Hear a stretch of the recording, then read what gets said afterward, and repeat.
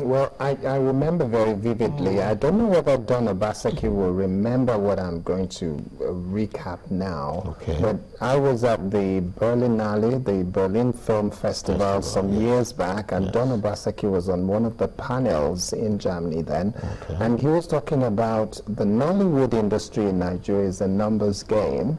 It doesn't matter whether it takes you a week or 3 days, as long as you churn out the film and you look at the numbers in terms of what you get out of it. That's right. Which is the naira value that you get out of it.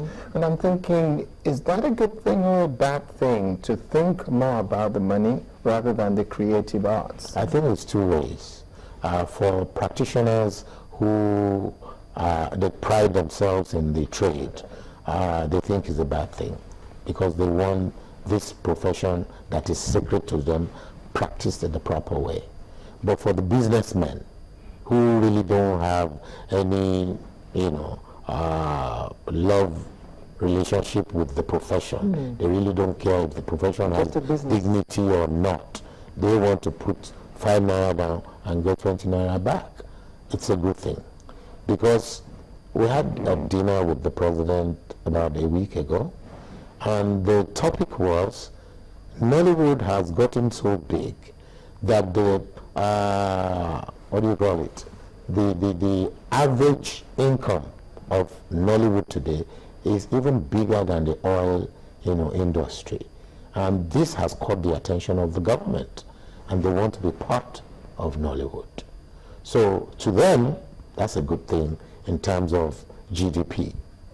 But to the artist who prides himself in the profession, that's a bad thing. So how do we merge both to be able to make or generate the kind of revenue that makes it absolutely impossible for government to ignore that creative industry, but at the same time to not turn the creative industry into just a money-making machine that has lost its creativity?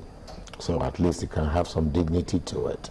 I think Mr. President is trying to make moves. Unfortunately, there are lots of distraction in terms of the politics of 2015 that is coming, is to employ the right people. I find out that there's a mentality in Nigeria today to disregard, veteranism, if there is anything of such.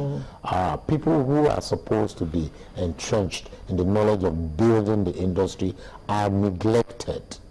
They try to pick some young people, put them out there and say, oh, the young people even know that they need the knowledge from those ones. But how do you get into a situation where you have somebody who's done like about 10 films and who's about 39-year-old getting called veteran? That's right. I don't know how that happens.